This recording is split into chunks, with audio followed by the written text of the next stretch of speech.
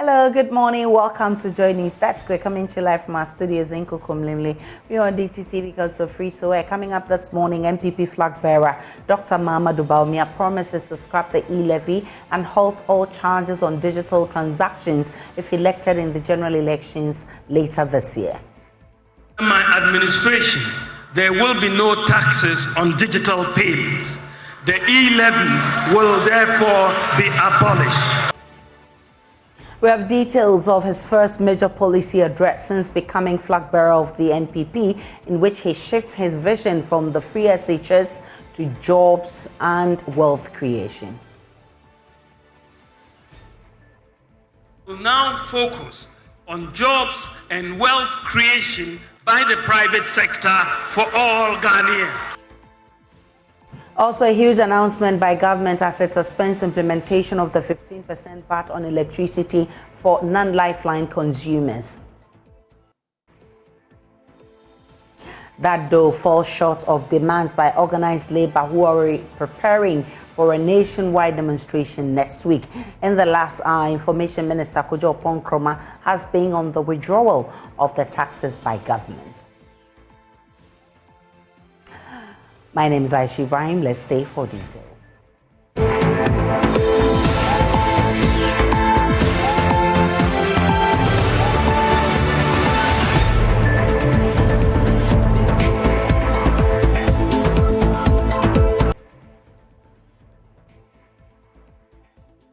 The flag bearer of the New Patriotic Party, Dr. Bawumia, has promised to abolish the E-Levy charges and all other charges on digital transactions if elected into power. The E-Levy, implemented in 2022, sees a 1.5% charge on electronic financial transactions. Delivering on his vision as a torchbearer for the NPP, Dr. Bawumia explained he wants to make Ghana a cashless economy as soon as possible. So far, the Bank of Ghana has made a lot of progress in this direction by putting in place a lot of the systems and infrastructure required. These include mobile money interoperability, merchant interoperability, the universal QR code system, GH-Link, debit cards, eSwitch, and Ghana Pay. We have put in place the necessary infrastructure for Ghana to go cashless. Recently, the Bank of Ghana has completed a pilot of a digital version of the Ghana cedi in Seshwiwioso. This is known as the Central Bank Digital Currency, or the E-cedi. The E-cedi is designed to work online and offline, and will be launched by the Bank of Ghana in due course. In my humble opinion, the E-cedi, with appropriate privacy protections, will be the ultimate weapon in our fight against corruption, because it will provide transparency, reduce the risk of fraud, robbery, tax avoidance, and money laundering, since it will be easy to track the movement of money and identify suspicious activity. The E-cedi will quicken the pace of Ghana's move towards a cashless or near cashless society. Ladies and gentlemen, to move towards a cashless economy, however, we have to encourage the population to use electronic channels of payment. To accomplish this, under my administration, there will be no taxes on digital payments. The E-Levy will therefore be abolished.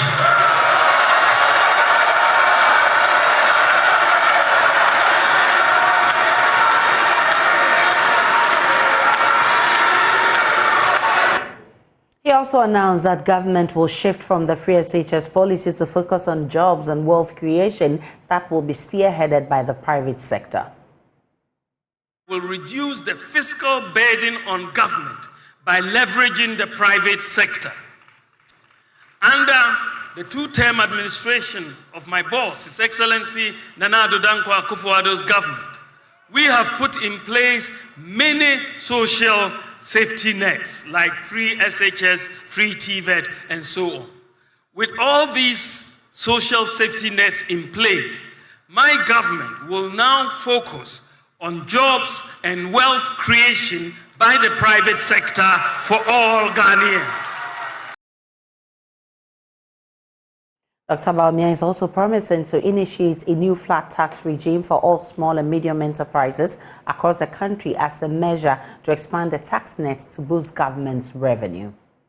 To start the new tax system on a clean slate, my government will provide a tax amnesty, that is a complete exemption from payment of taxes for a specified period and waiving the interest and penalties up to a certain year to individuals and businesses for failures to file taxes in previous years, so that everybody will start afresh.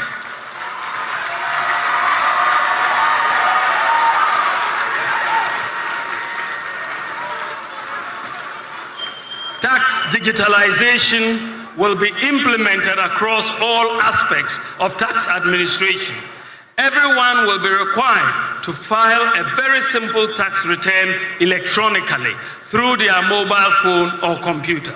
There will be no manual or paper filing of taxes under my administration. Dr. Bawumia also urged Ghanaians not to blame him for the current state of the country's economy because he was just a driver's mate, adding that if he is given the nod to be president, he will be in charge of the wheels and will make the situation better. Ladies and gentlemen, as vice president, I am like a driver's mate, but by the grace of God, if you make me the president, I will be in the driver's seat with constitutional.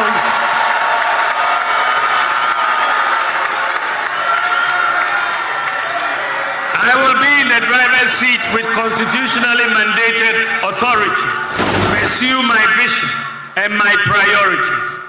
So what do I want to do in terms of vision and priorities and policies if you give me the opportunity, by the grace of God, to become president of the Republic of Ghana? Ladies and gentlemen, in this regard, I have been engaged in a lot of consultation and doing a lot of thinking in the last few months about the lessons of the last 7 years, as well as my vision and priorities as I seek to become president of the Republic of Ghana. Clearly, the initial conditions that we inherited in 2017 are not the same as will be in 2025. Political science lecturer at the University of Ghana, Dr. Asante, says that is not enough to exonerate Dr. Bawumia from the current situation. If you look at the fact that he talks about the issue that he is a driver's mate, economic management team. He was there. The body was just an advisory body. Fine. Right. But if you give advice and advice doesn't work, do you continue to stay in the system that you think that this is the best advice I've given? I believe that you should be able to use it. If you don't use it, all right, and you stay in the system, what do you want to tell me about that? That is a question that remains unanswered. From the narrative, that's what I glean from that, right? So it's not enough to say that, yes, we give advice. But if you give advice based on your conviction and the advice is not working, you vote with your feet. We record when Mr. Kufuor, during the PNDC time, he was with the government and all that. At a point in time, they gave all manner of advice and he left the government. We have seen it many times. And of course, this is not new in the Ghanaian political system.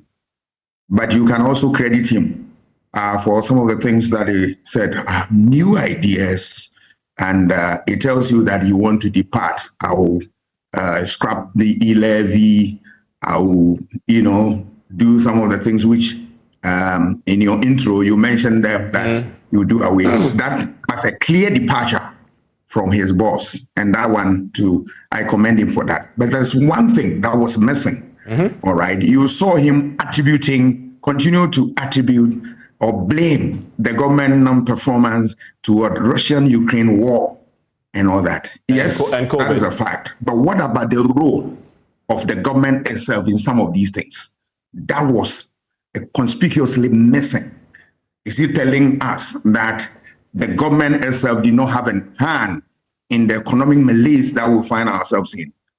That I struggle to really understand that. Let's have a conversation on the case being made by Dr. Bawumia for president. I've been joined by Dr. Mensah, who is a political marketing strategist and senior lecturer at the University of Ghana Business School. Later, I'll be joined by Francis Timoboy, who is also a tax consultant. Let me start with you, Dr. Mensah, Prof. Mensah. What's your general assessment of Dr. Bawumia's speech yesterday? Aisha, thank you for having me. I think that my general assessment is that he came out swinging, trying to two things, obviously excite his base and perhaps trying to persuade, the Ghanaian people why he should be accepted, and which he actually said that, why he's the best for presidency. But I think that he might have been successful in exciting the base, but he failed to actually convince Ghanaians. If you look at Bawumia's, criticisms that has actually affected his brand, people continuously say that he hasn't been straightforward with Ghanaians in respect to the promises that he gave Ghanaians, leading to 2016 election. People have criticized him for staying quiet and not demonstrating a difference between him, his principles, and the things that he believes in, and that of the administration. He hadn't actually demonstrated that evidence. And people were sort of waiting to hear policy choices that are realistic, that are actually reflective of the situation. They were looking forward to find a certain remorse, demonstrating remorse of how and what kind of thing, the kind of things that they've done to put Ghanaians through these difficulties. He failed to demonstrate all these. He failed to demonstrate policy credibility. He had been known to be flamboyant with respect to the policies. He's talking about fourth industrial, revolution. He's talking about AIs. He's talking about all these things. Everybody knows that these are the times that we're in. But look, the generality of the Ghanaian people, very rural. I mean, you do not go to talk about the AIs. You do not go to talk about what we call a fourth industrial revolution. You're talking about trying to dismiss 24-hour. And then with your own digitalize it, I thought he failed to sort of nailed it. Look, if you take the business processes, you can see that 5 basic business processes that I know of, 2 of them you can only attack, with digitalization. You cannot actually do distribution via e-commerce. You can pay via e-commerce. You can order via e-commerce. Would you be able to eat your restaurant food or your chop bar food via internet? You can't. And I thought that Bawumia hasn't learned the lessons. He tried to be condescending to Ghanaians because he thought he perhaps has the solution. Of course you do. You're a gentleman, a fine gentleman, very brilliant guy. But do not be condescending that we do not understand the issues. And that's my problem. Because you cannot dismiss 24-hour and then inject digitalization and think that we would say, hey, this is a brilliant idea. You're wrong. Because the woman or the farmer who's actually cutting the cassava from the farm, perhaps if you have an e-commerce platform, someone who is actually doing the chop bar can order the banche from the e-commerce platform. But the distribution has to be done by someone. So the 24-hour, if the driver will find it comfortable, safe to drive or to cut the cassava from the farmland to the chop bar, fantastic. Why don't you merge it? Why don't you triangle it? But then you tend to dismiss 24-hour and then inject digitalization. If you look at those of us who teach business, the supply chain and the value chain, a bit of it you can actually execute with digitalization. Majority of it, you need a personal process. Let me give you a typical example as well. If you take a hotel, we have what we call information processing. You can order online, you can pay online. You can't sleep in e-commerce. You have to go to the hotel to sleep. How about that? So I think that he failed to demonstrate that he has changed from his flamboyancy. He has failed from being honest. And then, I mean, typical fashion, taking glory for where you're not supposed to. You talk about a zip line as being number one in drones. Look, drones are used for places that you cannot access. It is something that is accessibility issue. So if you have communities that have medical facilities, you do not need drones. If you have communities that are more trouble, i.e. your fantastic road systems, you do not need roads. So if we're number one in drone usage, all right, you don't take pride in it because it's an intervention. Social intervention is not itself development. It is because the actual development is not there. That's why we say we're using this as social intervention, i.e. you're chalking it with this, so that when you have enough resources and you can build infrastructure, you can eliminate social intervention. So if you have chip compound itself is not a development, it's a social intervention. When you now have resources, then you can put the actual structure as a full-fledged medical facility in order that you can assess it. So if your country is heavily reliant on drones, it means that your country is not accessible. It doesn't mean that it's an achievement. Nobody goes around touting how good they are in attracting loans, because loan itself is not a good thing. It means that you don't have money. You don't have your own resources. So if you inject loan into your business, which is debt capitalization, you don't go around touting yourself. And he doesn't make that known. He speaks to it as an achievement in order to deceive people that this is an achievement. It is not. I'm sorry. So I think that he failed to come clean and to actually convince some of us who have always said that he speaks flowery languages, but in actual fact, the substance is not there. And he failed to do that. In terms of branding, Prof, let's look at his posture, his style, his delivery, and the message itself, which you've spoken a bit about. I mean, are you impressed in terms of what Dr. Bawumia needs for his branding, in terms of getting the buy-in of the electorates and also getting the votes?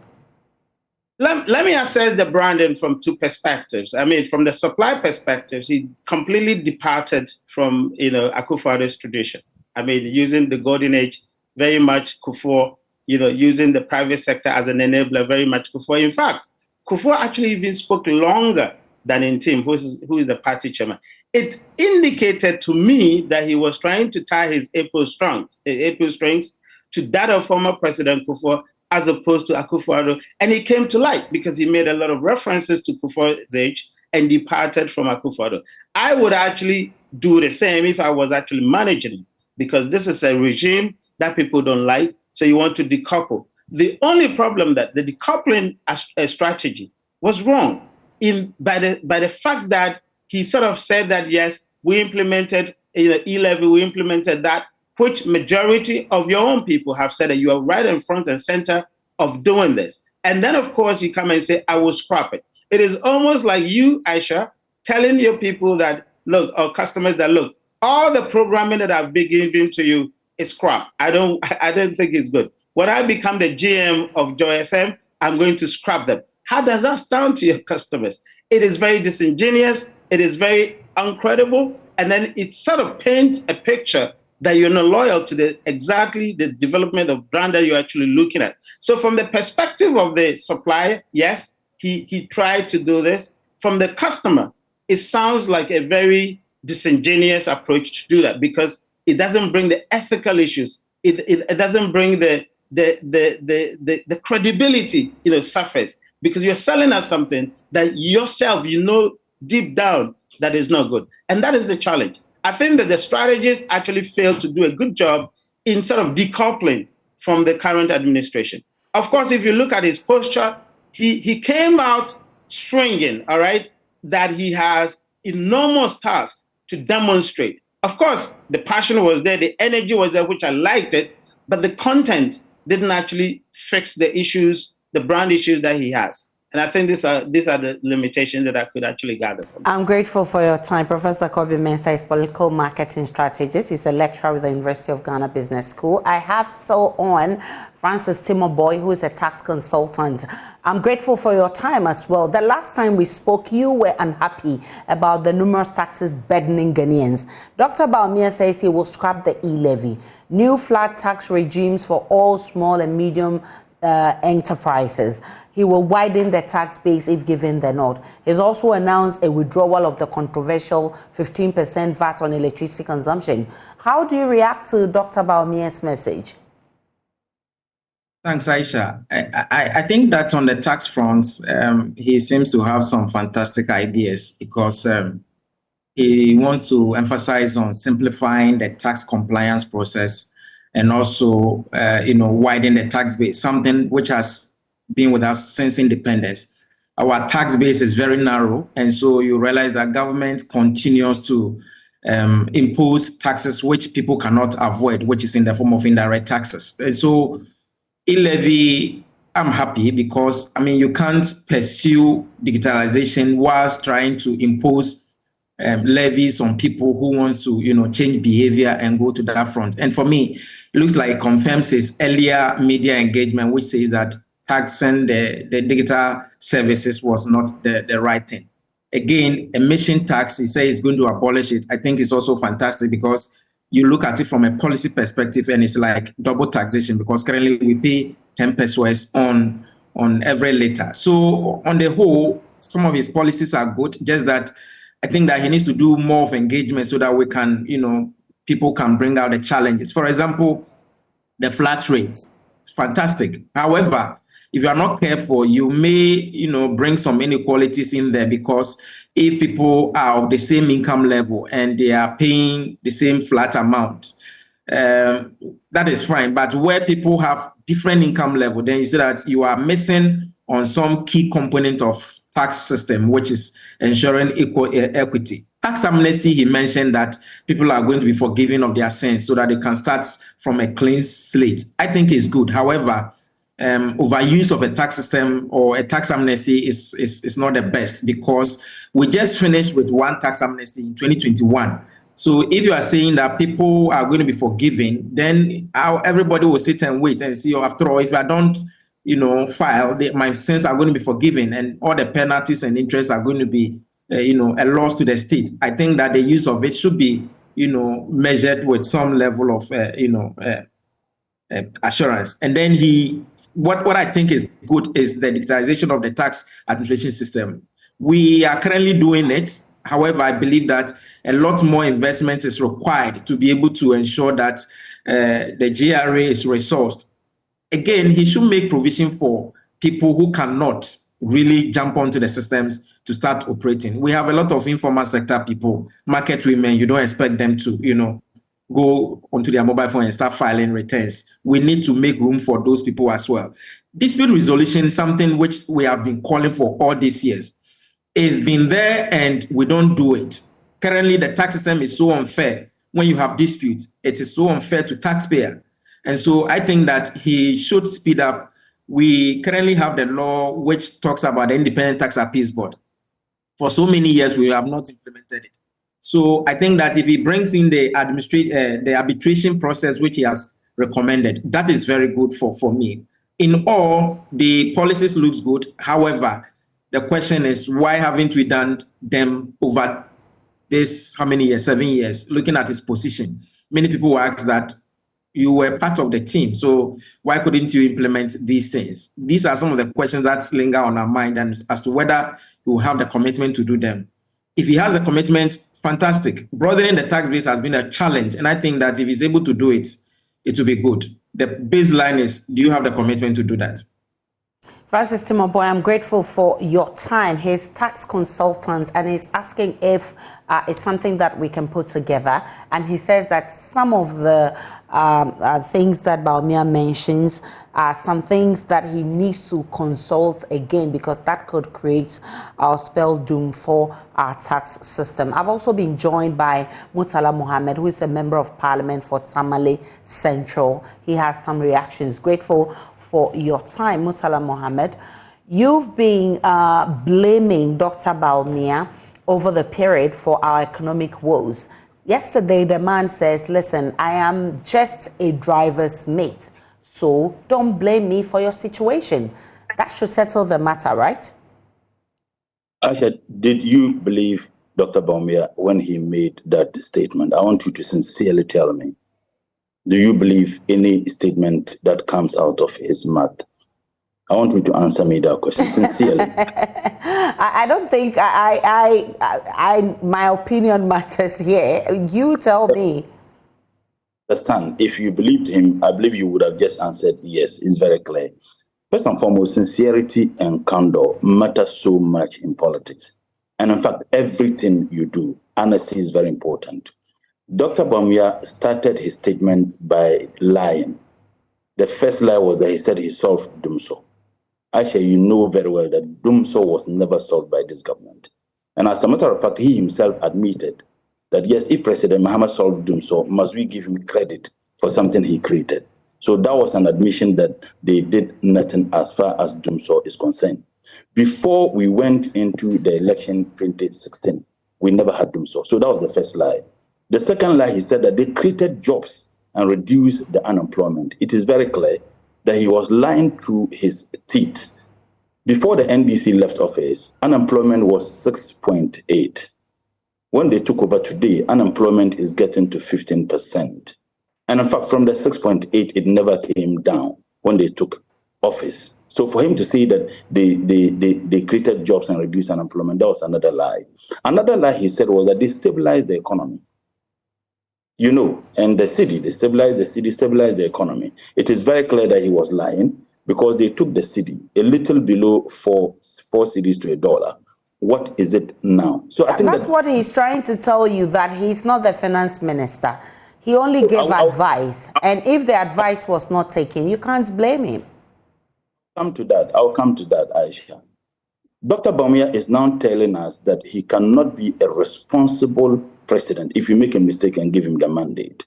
The responsibility of a vice president is clearly stated as far as the Constitution of the Republic is concerned. Dr. Bawumia is now telling us that he indeed, renege his responsibility and focus on IT. That's what he told us. There is a minister responsible for IT. There's a minister. It's either the Minister for Communication or the Minister for Science and Technology. Dr. Bawumia is telling that he left what he was supposed or mandated to do as a vice president and focus on IT. So clearly, if you give such a person the mandate, he would act such recklessly and irresponsibly. Another very important point which ought to be looked at, Dr. Bawumia tried to anchor his entire speech on digitalization. Is that not the point? Digitalization can never be achieved without an effective, efficient, internet. What did this government do as far as internet is concerned? President Mahama indeed inaugurated a $38 million fiber optic backbone. It was done in Ho that provided over 800 kilometers internet connectivity between the north and the south. Every single thing Dr. Bawumia attempted to justify that he has done could never have been done without this effective and efficient internet connectivity, which was done by President Mahama. Dr. Bawumia also talked about paperlessness, and it ought to be made very clearly. I challenged him 4 months after they took over when he said he has provided paperlessness at the port. And I remember at that time on Joy, the simple question I asked Dr. Bawumia to tell us what he has done or his government has done as far as the paperlessness is concerned. Actually, you are aware that the paperlessness certainly could not have been achieved without the passage of the International Trade Facilitation Bill, which is now law. And before it was done, we incorporated all agencies that have the responsibility to work at the ports for export and import, have them on a system that reduced the human-to-human interaction. It was left with just one agency when the NDC lost power in 2016. And within 4 months, Dr. Bawumia lied to the people of this country that they brought about paperlessness. He did absolutely nothing. I had the privileged opportunity to have even moved the motion on the floor of Parliament for the passage of the International Trade Facilitation Bill. You remember we brought in West Blue. What they did was that they threatened that woman and sold the very thing this Ghanaian woman was doing to Dubarian companies. Isn't it not interesting that Gabi is now a lawyer to West Blue? So it is important for us to look at it in that perspective. But let me just touch on some of the things he used to justify what he thinks that President Mahama failed. He said that when they came, they inherited an economy that was terrible. Granted that the economy was terrible, why did they go ahead to appoint 126 ministers? But of course, that's what he's telling you, that if he's given the nod, he will reduce it to 50. In fact, that's even way below the number your flag bearer is giving us. Why shouldn't we follow him? I just ask you that, do you believe any word that comes out of his mouth?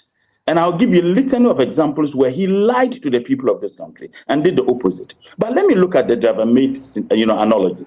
If you are a driver mate of a driver who is driving recklessly, and that driver is reversing the vehicle, and the driver mate is aware that there are children seated behind the vehicle, and you shout, driver, driver, there are children, and he refuses to listen to you, step on the children, and they all died. And then the next day he did say, if you are a responsible driver mate, what will you do? You will quit being a driver mate to such a reckless and irresponsible driver. Your refusal to quit and continue with that mess makes you not just an accomplice, but an active participant. Your refusal to quit does not only make you an accomplice, but an active participant. His Excellency, the President, told everybody in this country that he made Dr. Bawumia the economic, the vice president because of the economy, that he was a novice. He doesn't know anything about the economy. And he got the economic whiskey. His wife, by the way, described him as economic whiskey. It is proven that Dr. Bawumia is nothing but economic poyoyo. The president said that he appointed him because of the economy. He himself touted and boasted that as the chairman of the economic management team, tasked with the absolute responsibility to manage an economy in which the president himself indicated that he was a novice. You cannot attempt to insulate yourself from the mess that is created. But you see, the attempt to run away from the mess created tells everybody that Dr. Bawumia is admitting that this government failed. And no amount of perfume from Arabia can bath Dr. Bawumia and wash him of the mess that is created. You were there when he said that the team, and mentioned the professors and the titles. Today, you took over a government from a economy you described as a moribund. When ESLA was there, what happened to ESLA? Stabilization Fund was there. Heritage Fund was also there. Ghana Infrastructure Investment Fund was there. Debt to GDP was a little over 60%. Inflation was about 15%. Unemployment was 6.8%. Tell me one single economic indicator that this government has been able to do better than President Mahama did. But you see, the list said about blaming the mess that is occasioned and created directly and consciously by this government to COVID and also Ukraine is the most insulting statement that has ever come from any person holding a high office in this country. Well, Ghana was not the... Actually, let me finish on this point. Okay, Ghana was not the only country. Ghana was not the only country that was hit by COVID. Ghana was not. As a matter of fact, Ghana suffered the consequences of COVID in terms of how we manage it than our neighbors. Nigeria, a little over 3,000 people lost their lives as a result of COVID. Juxtapose that against the population of Nigeria, and 1,454 lost their lives as a result of COVID. Now, if you look at the percentage-wise, many people died in Ghana than they died in Nigeria. Many people died in Ghana than they died in Ivory Coast, in Burkina, in Liberia. But you see, in all this, none of our neighbors within the West African sub-region got $3 billion from the IMF in the name of COVID. As a matter of fact, Burkina got just $20 million. None of our neighbors got over 300 million euro from the European Union. None of our neighbors got over $300 million from the World Bank. None of our neighbors dipped their hands into their central bank to remove money in the name of COVID as we did. But you see, we spent more money in the name of COVID. We borrowed more money in the name of COVID. Yes, our economy is a disaster. As a matter of fact, before COVID, what was the position of our economy? What is the position of our economy now? And when we raised concerns about how they spend the money, they told us that they gave us free electricity and free water. Was that not what they told us? Right. So in essence, Dr. Bawumia is saying that, yes, I mean, all of these happened, but I wasn't in charge of the wheels. So he says that we should give him the opportunity to take over or take charge of the affairs of this country. I think that as we enter into the elections and campaigns proper, we will put all of this into perspective. I want to thank you so much, Ibrahim Murtala Mohammed. He's MP for Tamale Central. Thank you so much for joining us. Now, flag bearer of the National Democratic Congress, John Mahama, says no member of the ruling NPP government can be exonerated from Ghana's present economic challenges. According to him, decisions taken collectively by cabinet has landed the country into the current situation already. The NDC flag bearer is sensing a deliberate attempt of Dr. Bawumia to shy away from his role in the management of the economy. John Mahama says claims of some government officials that the opinions were not taken should not be entertained. The NDC flag bearer was speaking at a town hall meeting in Tamale as part of the Building Ghana tour. Now all those who contributed to the mess are trying to run away as if they were not part of it. People have begun saying, oh, they were not in charge, they were not listening to them and all that. All of them, they inside. Jack Toronto and all his small brothers, all of them are part of the mess that we're going through. None of them can escape responsibility, none of them. Because they've all been a part of this. They all sat in cabinet together. They all took those decisions together. Anytime they were going to borrow from the Eurobond market, they approved it in cabinet. They sat in cabinet and approved it. In 6 years, you went and borrowed $13.5 billion and you did nothing with it. So today you can't come and tell us you were not part of it. All of them are part of the mess in which we find ourselves. And Ghanaians are going to send them packing for the hardship that they've inflicted on us, for the debt that they've swallowed us in, and they must go home and go and learn their lesson. NDC is coming back, winning this election, and we have the men and women that are going to restore this country's economy and finances back to a healthy condition. Dr. Bawumia yesterday announced the withdrawal of the controversial 15% VAT on electricity consumption. Organized labor has been fighting government over this with series of actions demanding that it's being withdrawn.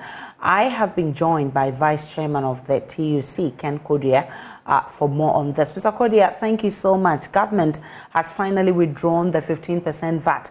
Do you now have an official communication to this effect? Good morning and thank you, Aisha.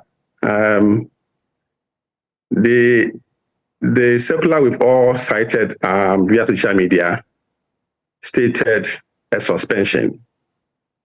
It didn't state withdrawal. But I can say that as at this morning, we are yet to receive an official letter from the Ministry of Finance withdrawing their position. We are hopeful that before close of day today, maybe they will release a letter to us. But as of now, we don't have any such confirmation. Will you accept the tax in any other form? No.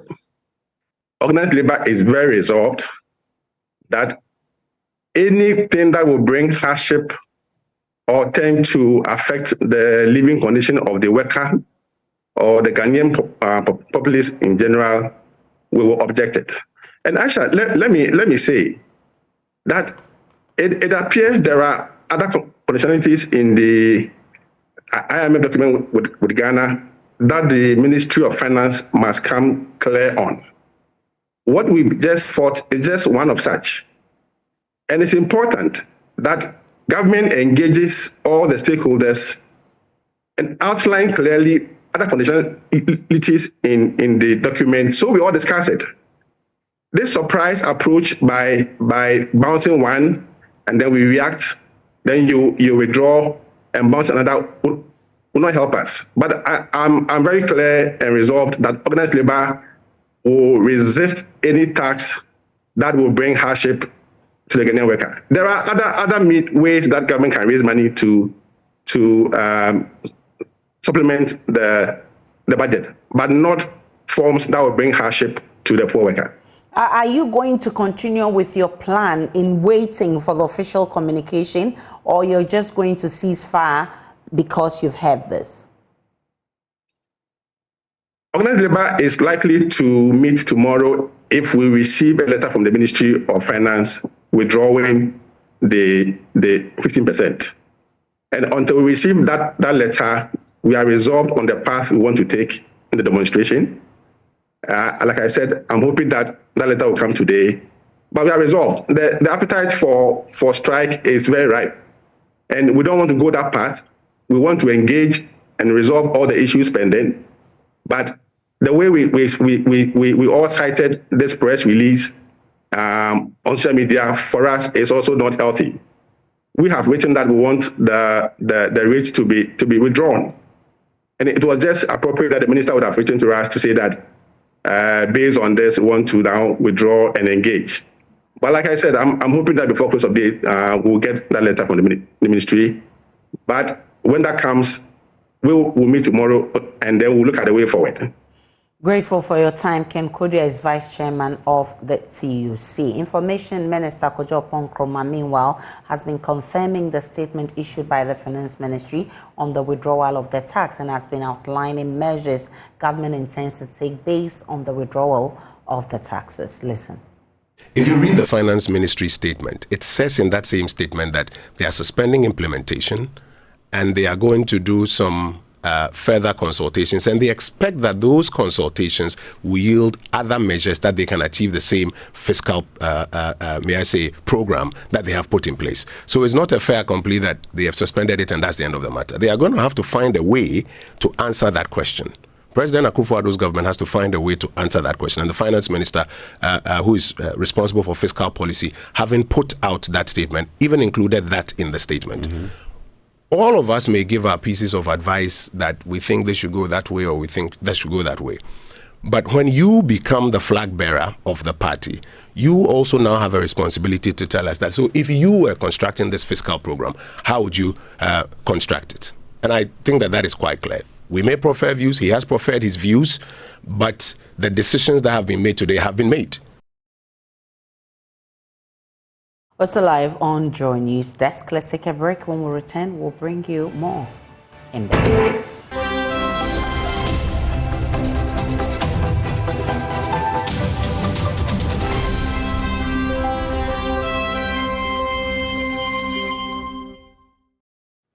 Hello, good morning. Welcome to the business segment on JoyNews desk with me, Pius Kojo Baka. Ghana's agriculture is gradually adapting to technological changes. Some farmers in the northern part of Ghana are now purchasing fertilizer online in the comfort of their homes and farms. Here's more. The Yara Connect, a digital app, aims at helping retailers offer farmers advice and to help them make input purchase decisions. The app, which is also a loyalty program for retailers, is for them to earn reward for purchase made on Yara fertilizer products. Speaking at an event to reward retailers who had accumulated points using the app, Yara sales agronomist for the Eastern Corridor, Muhammad Abdul Rahman, said it was the first step to the company's digitalization drive. This is just the first step towards going fully digital in our business. By scanning, certain basic data is gathered. And to do digitalization, as we always say, what we need is data. So this app is to enable us try something very basic to get data to understand the dynamics of where our products are reaching or spreading to. And by supporting us to do it, you, the retailers, stand a chance of getting something in return. The Digital Value Chain Solutions Manager, Kwame Ochre, said Yara Connect has helped bridge the gap between the company and its retailers. Now, you will realize that typically our engagement with the distribution chain is more close with the distributors. But then the retailers are the last mile to reach the farmers.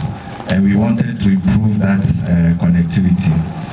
And so the app was launched not only to connect Yara to its retailers, but also to run a loyalty program for our retailers.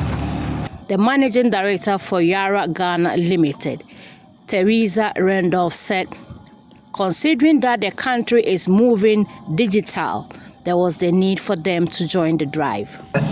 Moving into a digitalization economy, Yara also felt it was important to strengthen our connection with these last mile retailers in the distribution chain. And therefore, as a part of the digital value chain offerings, we introduced an application-based loyalty program, which we called Yara Connect, for our retailers. And at the same time, we also incentivized them to help to create loyalty to the Yara brand. This gave birth to what we call Yara Connect, which is the app available on the Apple and Google Play Store. And all our retailers were welcome to download this and use it to scan the QR codes that are on our Yara fertilizer bags and accumulate points so that they can gain rewards throughout the program. Anglo Gold Ashanti Obuasi Mine says it remains committed to uplifting educational standards within the catchment of operation to create a diversified pool of human resources that can sustain the gold mine. Here's a report. The Sansu Basic School houses 9 classrooms for both primary and junior high school, each equipped with teaching and learning materials. The facility, worth 4.8 million Ghana cedis, is to elevate access to equitable and modern education. Emmanuel Bedu is Senior Manager, Community Relations Africa at Anglo Gold. We believe when our people are exposed to quality education, they have choices and they therefore move out of limited opportunities, as we currently see. We, Anglo Gold Ashanti, are looking forward to the day where Obuasi people will put themselves to apply for the senior management role in Anglo Gold Ashanti, and not just only be looking at what we call casual employment. And we believe education paves the way for that opportunity to be realized. Basic education certificate examination pass rate in Obuasi has since 2020 improved from 84% to 93.4%. In its second year of implementation, the company's 10-year socio-economic development plan is seeking to improve educational successes in Obuasi.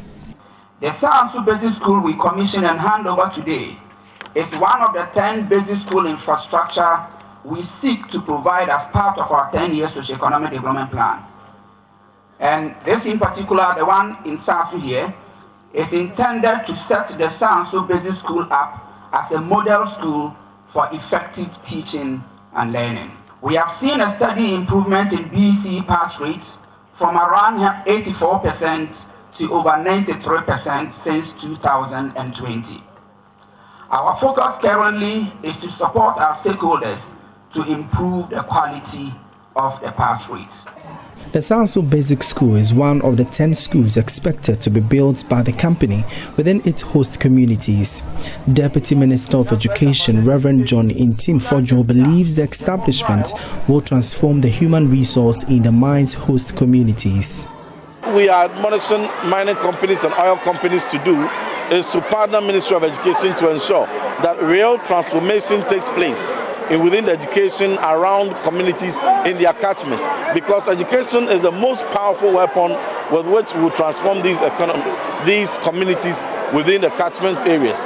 So a great deal of investment from these multinational companies when it gets into education complements the already heavy investments government is putting into education. So we welcome this project.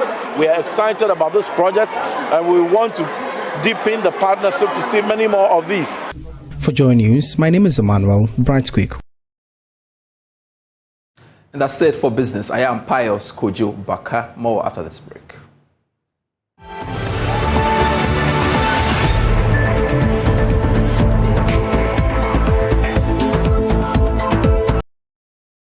Before we go, though, in a heartwarming gesture of nostalgia and philanthropy, the 1981-year group of Zion College in Angloga has handed over a beautifully renovated one-story classroom block named Charity Block to the school. The Charity Block, which was in disrepair, has undergone a remarkable transformation. The project was initiated as part of the commitment to giving back to the alma mater and ensuring that future generations of students at Zion College have a conducive learning environment. However, there has been an appeal to old students and the general public to help with the serious infrastructure needs of the school. There's more in this report.